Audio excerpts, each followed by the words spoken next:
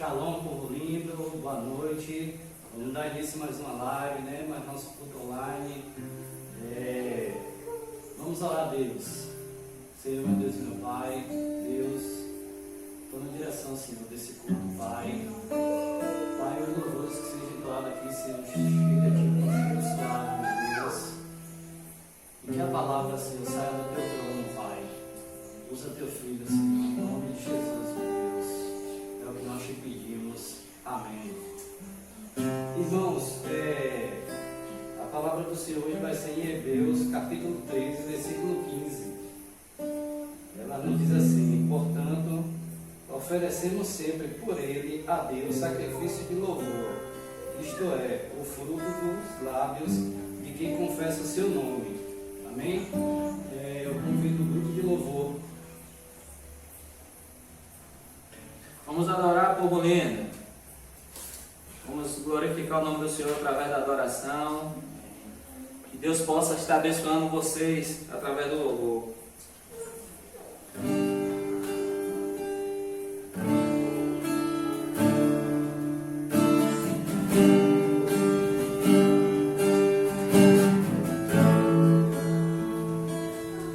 És bem-vindo, Rei da Glória.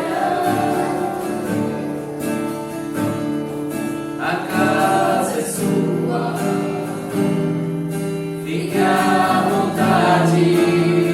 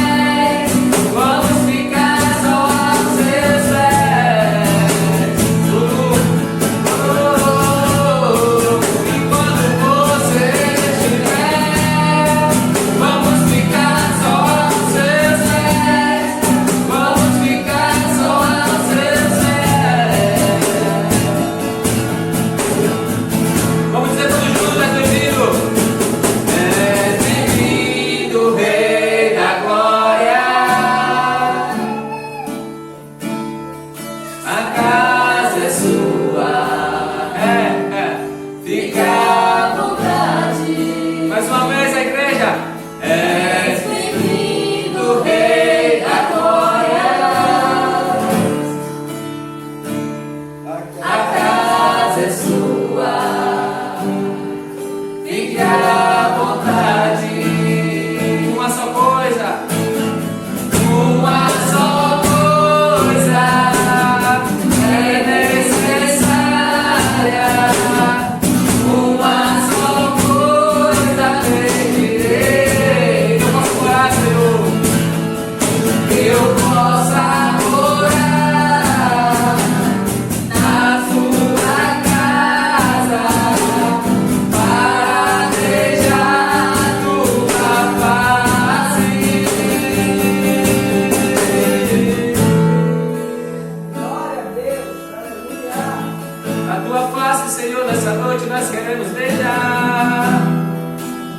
Oh Espírito Santo, nós te pedimos que esse ambiente seja tomado pela tua presença, que as casas que estão nos assistindo através dessa live, o YouTube, que vocês possam ser alcançados pela presença daquele que é, daquele que está aqui, daquele que está aí na sua casa, daquele que sabe a sua necessidade.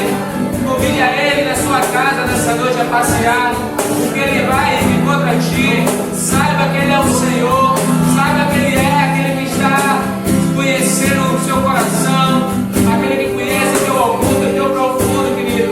Saiba disso em nome de Jesus, em nome de Jesus. Oh.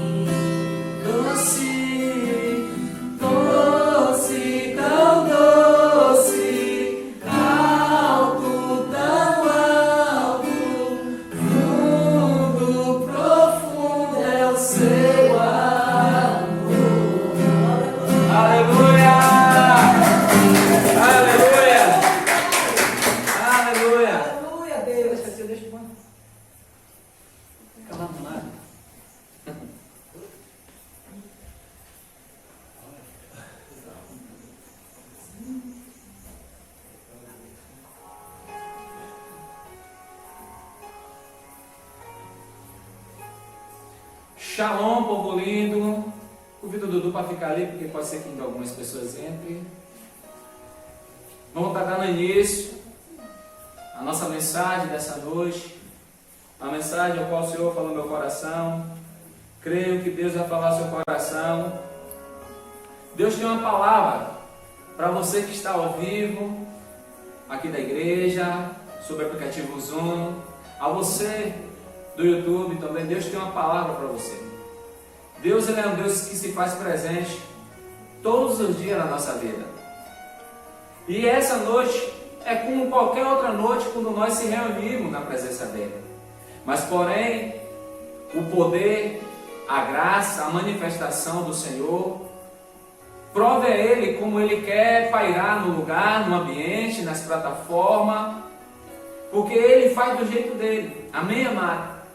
Então eu convido a você que está comigo nessa noite, que está com a comunidade nessa noite, Ministério Apostólico Graça sobre Graça, eu queria dizer para vocês que é um motivo de alegria de nós acordarmos hoje e podemos respirar, ouvir e ver.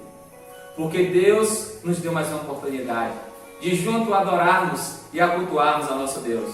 Entrando algumas pessoas, eu pediria que a Eduardo fique bem atento para não ficar falando no meio da pregação. Que você possa estar nesse momento ouvindo a voz de Deus que nós vamos estar ministrando nesse momento agora. Então eu queria te chamar a atenção para você abrir sua Bíblia lá no livro de Atos, capítulo 16. Nós vamos ler alguns versículos a qual o Senhor falou no meu coração e creio que vai falar no seu coração. A gente vai ler do 25 a seguir. Eu vou dar um tempinho para que você possa estar abrindo. E nesse momento eu queria fazer uma oração enquanto você está abrindo a sua Bíblia.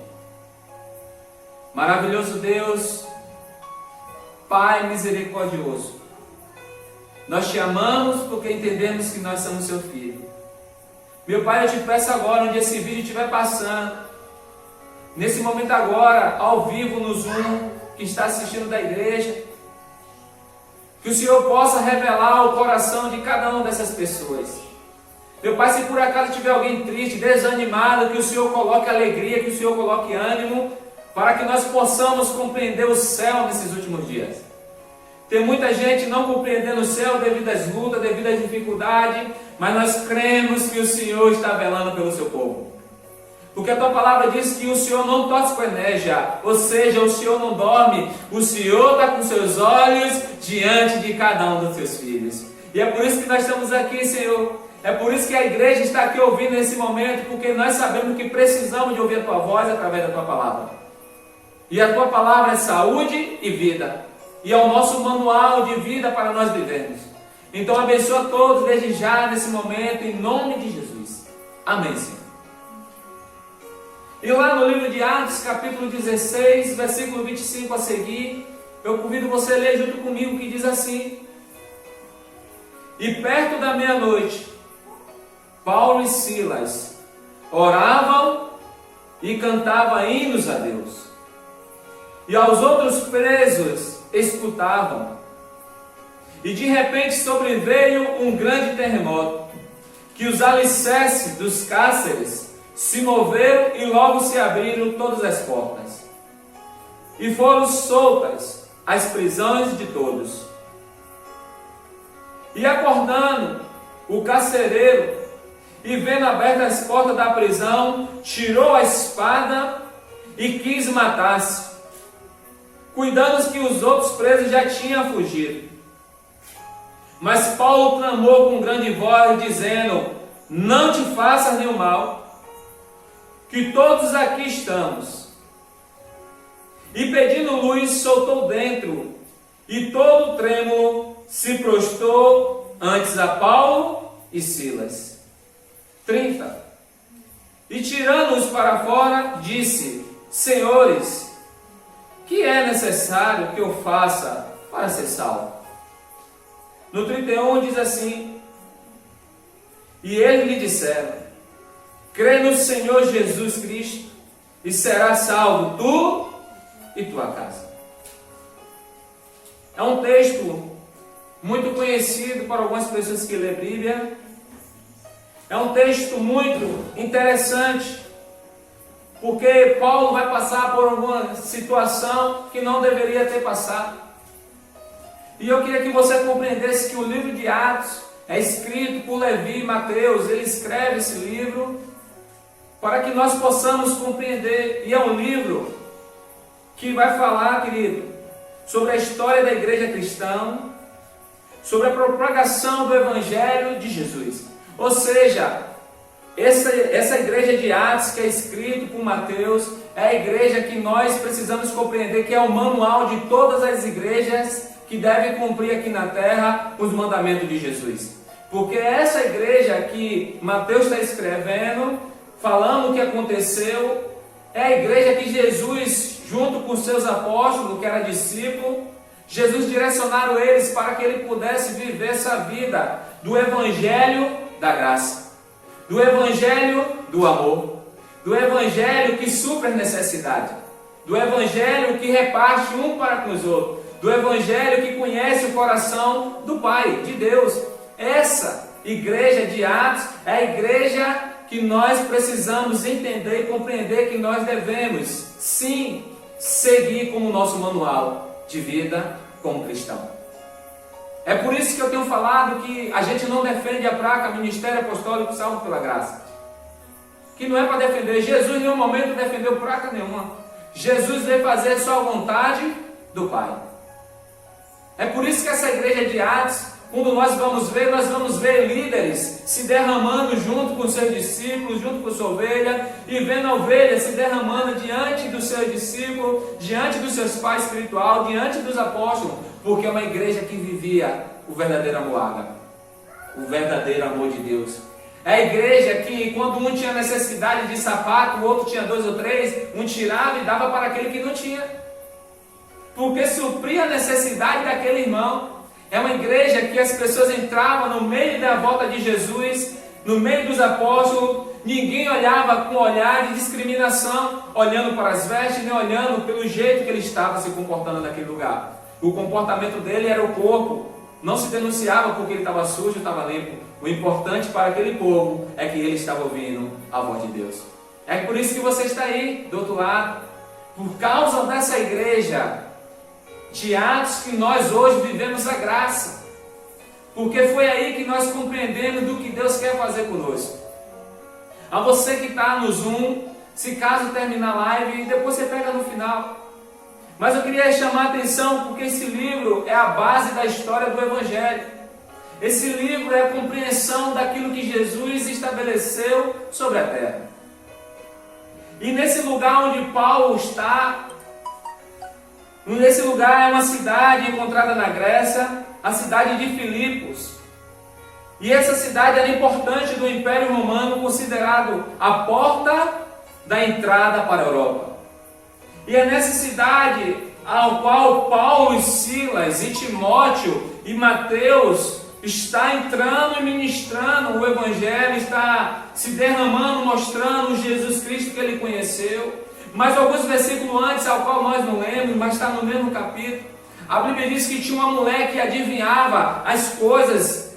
E Paulo, Silas, Timóteo e Mateus, sempre quando está subindo ao monte para orar, aquela mulher vinha e dizia: esses são os homens que estão levando o caminho da vida eterna. E ali, querido, naquele momento, Paulo ouviu uma, ouviu duas, mas a Bíblia vai dizer que era constante. Toda vez que Paulo, Silas e Mateus e Timóteo passavam para orar no monte, aquela mulher adivinhava, falava as coisas deles. E tem um momento que Paulo já está chateado com isso, porque queria levantar o ego dele. E Paulo sabia que não poderia viver o ego, porque o ego que nós precisamos viver só é um, que é o cabeça da igreja, que é Jesus. E a Bíblia diz que Paulo olha para ela e diz: Satanás, em nome de Jesus, saia. E a Bíblia diz que aquele espírito de adivinhação que estava naquela mulher, que a palavra adivinhar, no grego é a palavra piton, que significa uma serpente. E ali ela adivinhava as coisas, só que quando Paulo diz: em nome de Jesus, saia, espírito maligno. A Bíblia diz que aquela mulher não pôde mais adivinhar nada. A Bíblia diz que ela ficou seca. A Bíblia diz que ela não tinha condições mais nenhuma de gerar nada de adivinho. E sabe o que aconteceu, querido? Paulo é pego pelaquela sociedade, é pego pelo sacerdote romano e é preso. E ali Paulo toma uma surra, porque Paulo parou o sistema do comércio que aquela mulher fazia naquela época, ou seja, ela adivinhava e os senhores dela, que era o dono dela, ganhavam muito dinheiro. E quando Paulo diz, saia dela em nome de Jesus, aquela mulher não pôde mais produzir dinheiro para os seus senhores. E os senhores ficaram retados porque Paulo abriu uma falência ali sobre eles. Sabe o que eu começo a entender, querido? É que Paulo fez algo genuíno, Paulo fez algo bom para aquela mulher. Paulo tirou o espírito demônio que estava dentro dela. Mas mesmo assim a sociedade não aceitava, porque ela gerava lucro. Olha que coisa interessante. Todos nós queremos ser livres, todos nós queremos viver a vida genuína. Paulo, chateado pelo que adivinha que ela fazia, Paulo libertou ela. Mas você já viu que tem gente que dá lucro para aquelas outras pessoas, e aquelas outras pessoas que têm ela como lucro para lucrar, não quer que ela fique livre? Quer que ela fique sempre escrava? Porque ela sendo escrava, ela beneficia alguém. E Paulo vem e diz, você é livre, sai em nome de Jesus. E é por isso que nós estamos lendo um texto ao qual Saulo, que é o Paulo, Silas, é preso, ao qual Levi e Mateus está narrando que eles dois foram julgados, tomaram chibatada e foram presos no cárceres. E a Bíblia diz que o Império Romano diz a um carcereiro, dizendo para ele, olha, coloque esse homem na prisão com toda a segurança. Parecendo que Paulo matou alguém, parecendo que Paulo prejudicou de uma forma que trouxe falência de vidas. Mas na realidade não, trouxe falência a um sistema babilônico que não pertencia a Deus. E o que acontece daqui para frente é que Paulo está nessa cidade, preso, e no meio das suas lutas lá, no meio de uma multidão de pessoas sendo presas, ele está lá como um malfeitor. Eu queria te dizer que hoje é o culto da família. É um culto que nós precisamos estabelecer algo da parte do Senhor. E para começar, eu queria chamar você a atenção que está me ouvindo, para que você compreenda que fé não é salvação. A Bíblia diz que a fé vem pelo ouvir. Ouvir a palavra de Deus. Salvação não. Salvação significa que eu preciso me denunciar, reconhecer alguém sobre a minha vida, reconhecer meu erro, minha falha, meu pecado e reconhecer para ser salvo. Então, salvação é totalmente diferente de fé. Tem tanta gente que diz, eu tenho fé, eu creio em Deus, mas não é salvo. Me perdoe dizer isso, não é salvo, porque a palavra diz sobre isso. Porque nós só podemos ser salvos quando nós reconhecemos Jesus como o único, suficiente Salvador da minha vida e da sua vida. Você pode ter fé, fé te leva a você conquistar, fé te leva a você perder medos, fé te leva a você sair de uma depressão, fé te leva a você criar uma força dentro de você, dizendo assim para você mesmo, não importa que está tão difícil, mas eu vou passar por esse processo e vou vencer. Isso é fé, querido. Salvação não, salvação significa uma vida e uma eternidade, uma vida plena com Deus, com o nosso Abba. Significa um lugar que nós não vamos sentir dor, um lugar que nós não vamos ter trauma, um lugar que nós vamos viver uma vida genuína, só alegrando, só louvando ao Senhor, só dando lá verdadeiros grandes louvores junto com a igreja toda lá na eternidade. Isso é salvação. Porque a salvação precisa reconhecer alguém sobre a minha vida e reconhecer o meu pecado. Quem não tem pecado? Quem não tem falhas? Quem não tem erro? Você sabe que mesmo a gente aceitando a Jesus como o único e suficiente Salvador da nossa vida, nós erramos. Nós pecamos. A diferença é que nós reconhecemos, Senhor, perdoa. E Ele vem e nos perdoa. Senhor, eu fiz isso. E Ele vem e diz, meu filho, não faça mais isso. Porque o nosso tempo todo é andar sobre a terra e viver na eternidade em céu. E o céu nós estamos lá esperando conhecer o nosso Jesus. Então fé é totalmente diferente de salvação. Tem muita gente que está enganada achando que tem fé e já está salvo. Tá não. Fé te leva a produzir algo. sobrenatural dentro de você. De você vencer barreira, que você olhar para você mesmo e vai dizer, eu não tenho força para vencer isso, e você consegue vencer. Fé. Isso é fé. Salvação não. Salvação é reconhecer alguém que é maior do que eu, alguém que é maior do que tudo. E isso sim, é quando eu reconheço que a minha força é menor que a força daquele que é maior do que eu. E para te chamar a atenção, eu queria dizer algo aqui. Em meias lutas, Paulo e Silas não deixaram de adorar ao Senhor. Você já viu que Paulo está louvando ao Senhor, cultuando no monte, em relacionamento com Deus, mesmo assim, foi tentar fazer algo que é bom, porque se chateou, porque aquela mulher adivinhava que ele era homem de Deus, e mesmo assim, foi perseguido. Mesmo assim, ele teve dificuldade, porque ele apanhou. Agora, olha bem comigo, hoje é o culto da família, olha bem comigo aqui. Paulo não se deixa ser influenciado pelo ambiente, não se deixa ser influenciado pelas porradas surras que tomou. Paulo não se deixa ser levado pelo sistema de Filipe, daquela cidade da Grécia. Paulo não se deixa, querido. É tanto quando Paulo é pego e preso, apanha e vai. Quando Paulo é preso, a Bíblia deixa bem claro que Paulo é preso pelos pés também, para que seja uma segurança máxima, para que ele não pudesse sair daquela prisão. Olha que coisa interessante. Agora Paulo, nesse mesmo lugar, em ambiente diferente, apanhou, e agora entra em outro ambiente, no mesmo lugar, no cárcere, onde está ali com um malfeitor, com ladrões, e ele está ali preso, pior que aqueles outros que estavam lá, porque a Bíblia deixa bem claro que só eles dois receberam a prisão também nos pés. Ou seja, ele não poderia se locomover para lugar nenhum. A prisão dele estava bem segura. E olha que Paulo está nesse ambiente onde ele não se deixa ser influenciado. Ei, Paulo não se abate, querido. Paulo não se desanima. Paulo não se deixa levar pela circunstância. Porque olha, Paulo entendia que Jesus nos chamou para a gente ser influenciadores e não ser influenciado. Ei, o desânimo não pode me influenciar. Eu tenho que influenciar o desânimo para o ânimo.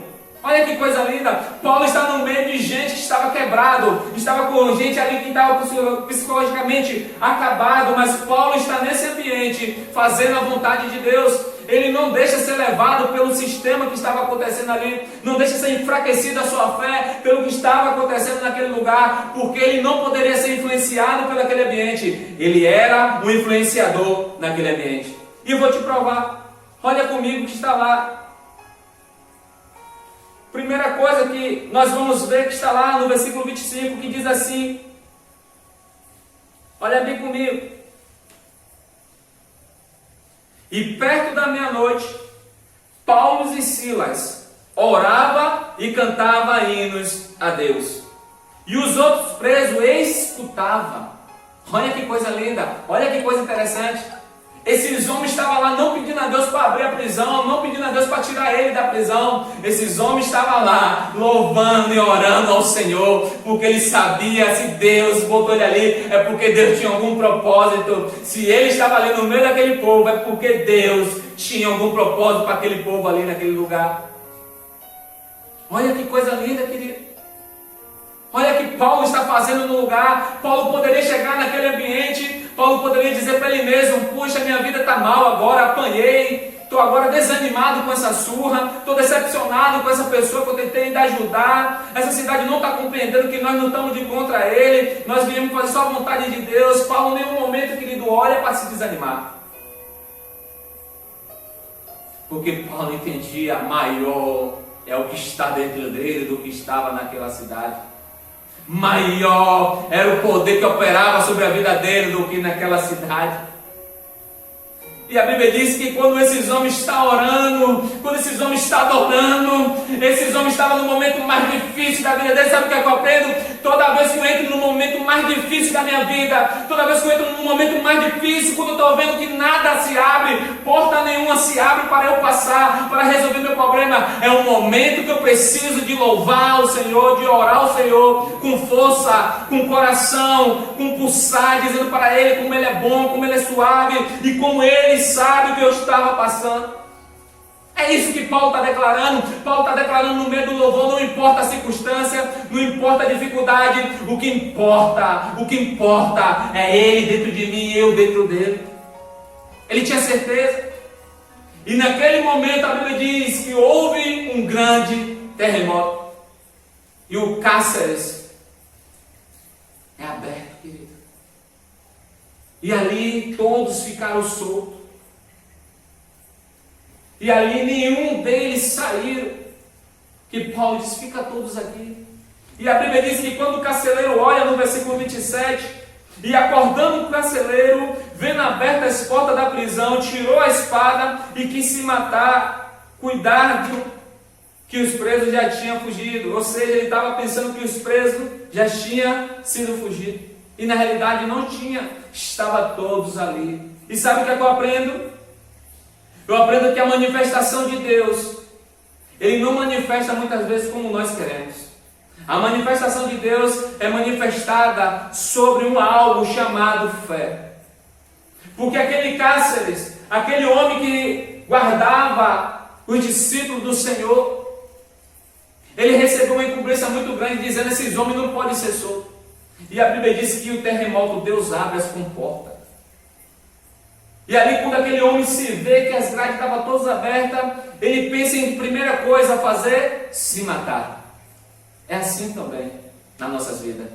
Quando nós não conhecemos a Deus, quando nós não temos fé em Deus, quando nós não compreendemos quem é Deus em nossas vidas, quando as portas ficam difíceis, a situação muda de uma forma rápida que nós não estávamos esperando e pega a gente de surpresa, a primeira coisa que a gente pensa, querido, quando a gente não tem fé e não tem Deus, é procurar se matar. É procurar se isolar, dizendo não tem saída, é melhor me matar do que ter essa responsabilidade de não saber resolver. Mas aquele homem não. Quando ele pensa em pegar a espada para enfiar nele, Paulo diz, calma, acalma.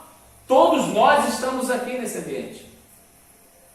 E a Bíblia diz que Paulo manda ele pegar a luz, e quando ele olha, tem toda a multidão que estava presa ali. Estava todos eles, não tinha saído nenhum. Mas o que eu estou achando mais interessante nesse texto é que existe essa palavra muito poderosa. A Bíblia diz que lá no versículo 30, e diz assim, e tirando para fora, disse, senhores, o que é necessário que eu faça para ser salvo? Ou seja, o carcereiro está dizendo, o que é necessário, Paulo e Silas, para eu ser salvo? O que é necessário, porque o que eu vi aqui hoje, o que eu vi a manifestação do poder da glória de Deus é algo que eu nunca tinha visto na minha vida. Ou seja, Deus estava trabalhando, querido, não só pelos ladrões que estavam ali com Paulo para que ouvissem a voz de Deus, mas Deus estava querendo resgatar um homem chamado carcereiro.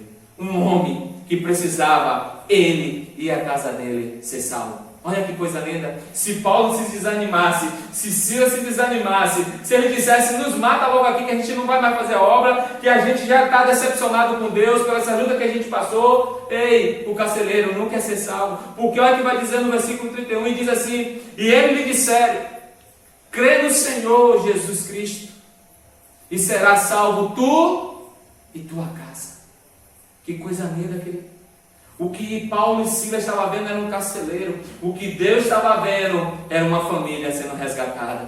O que Deus estava vendo era uma família conhecendo o Senhor do Senhor. É por isso que eu acho lindo, porque Deus não trabalha com a nossa forma ótica. Deus trabalha com a forma dele. O que nós precisamos compreender é que muitas vezes nós, como ministros de Deus, você como discípulo de Jesus, você muitas vezes vai tomar chibatada, muitas vezes você vai ser caluniado. Ei, mas deixa eu te falar, não desiste não, porque você já tem fé e é salvo. O que você precisa saber, o que é que Deus quer fazer no lugar onde você está passando por essa situação. O que Deus quer fazer no meio desse caos da situação ao qual você agora está. O que Deus quer fazer é salvar alguém, é salvar uma vida e é salvar uma família. É por isso que Deus ele se preocupa, querido, não ter homem cheio de fé, mas sim levar o homem ao arrependimento e reconhecer que o Senhor é Deus. E reconhecer que precisa ser salvo. Porque Deus está procurando os perdidos, Deus está procurando os filhos. E tem muito filho, querido, tem muitas filhas e tem muita família de Deus que estão hoje prostrados ao chão, sem saber o que fazer, sem saber para onde ir, porque veio a circunstância e jogou no chão e não sabe nem como se levantar, não sabe nem como agir, não sabe como ter fé, porque a Bíblia diz que a fé vem pelo ouvir, mas Satanás influencia a dizer para ele: você é um perdedor, você é uma perdedora, você nasceu só para perder. Assim o carcereiro, creio eu, que estava vivendo uma vida, querido, que o texto não diz, mas eu posso fazer a conjectura. Creio eu que aquele homem carcereiro estava doido, com vontade de conhecer a Deus. E Deus operou um poder, uma manifestação sobrenatural de cadeados, cadeias ser abertas pelo poder da força dele. Porque Deus, querido, quer trabalhar nesses últimos dias, arrombando nossos cárceres, quebrando todas as cadeias, quebrando todos os cadeados. Porque nesses últimos dias, Deus quer levar as famílias a reconhecer o verdadeiro Senhor dos Senhores. E o verdadeiro Senhor dos Senhores não é a igreja. O verdadeiro Senhor dos Senhores se chama Jesus Cristo de Nazaré. Aquele que pode te dar vida, aquele que pode te salvar. Porque Deus disse que só há um caminho. Ele é o caminho, a verdade e a vida. Jesus é a sua verdade. Jesus é seu caminho e Jesus é a sua salvação. Você só pode ser salvo se você reconhecer Jesus como o Senhor da sua vida. E para encerrar, eu queria deixar mais um versículo que está lá em João 8:36, que diz assim: se pois o Filho vos libertar, verdadeiramente sereis livres. Ei, você que está me ouvindo, Deus está te chamando para te salvar. Não importa se você anda dizendo que você tem fé e crê em Deus, Deus está te chamando para você ser salvo. Ser salvo não é a mesma coisa de ter fé. Salvo é ter eternidade e você morar com Deus na eternidade. Que a sua família, que a sua casa seja alcançada como a casa do carcereiro foi alcançada. A casa do carcereiro só foi alcançada quando o carcereiro resolveu entender o que Paulo e Silas estavam servindo era muito maior do que o Império Romano. Era algo que falava, era algo que fazia aos olhos nus e era algo sobrenatural que curava e libertava o povo diante dos olhos de todo o povo. Eu queria te chamar a atenção. Abra o seu coração, reconheça Jesus, porque Jesus quer te dar uma oportunidade de salvação. Nessa noite, eu queria te convidar a você abrir o seu coração e reconhecer o Senhor do Senhor na sua vida. Que Jesus possa ser o alicerce da sua vida e da sua casa. Shalom, shalom. Deus abençoe. Forte abraço, cheiro no seu coração, amados.